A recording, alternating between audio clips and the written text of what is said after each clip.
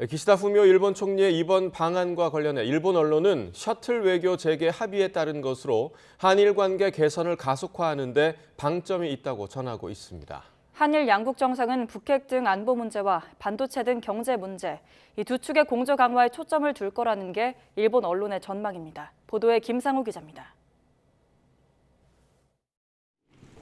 기시다 일본 총리가 올여름께 한국을 방문할 것이라는 예상을 깨고 조기 방한하게 된 것은 본인의 의지가 반영된 결과라고 산케이 등 일본 언론이 보도했습니다. 그러면서 여름 등으로 늦춰지면 윤석열 대통령이 지난 3월에 이어 오는 19일부터 히로시마에서 열리는 G7 정상회의 확대의 참석을 위해 일본을 연속 방문하기 때문이라고 덧붙였습니다. 총리의 방한과 관련해서 일본 정부 당국자는 외신 대상 온라인 설명회에서 셔틀 외교 재개 합의에 따른 것이라고 강조했습니다.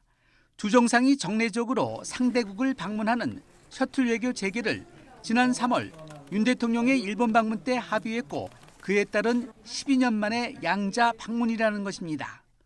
今後の日韓関係の加速や激変する国際情勢について腹を割った意見交換を行う良い機会になると期待をしております。 양국 정상은 오늘부터 이뤄지는 만남에서 북한의 핵과 미사일 등 안보 관련 연대와 반도체 분야 등의 경제협력 강화에 뜻을 같이 할 것으로 보인다고 NHK 등이 보도했습니다. 격변하는 국제정세 속에서 민감한 역사 문제보다는 북한 문제와 경제 문제 등 당면 과제를 중심으로 인도 태평양 지역에서의 협력과 양국 관계 개선 가속화에 중점을 둘 것이라는 것이 일본 언론의 분석입니다. 민감한 이슈 중의 하나인 일제 강제동원 소송 문제와 관련해서는 한국 측이 발표한 해결책의 이행 상황 정보를 공개할 것으로 보인다고 요미리 신문은 전했습니다.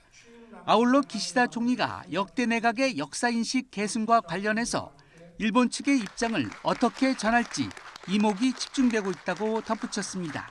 YTN 김상우입니다.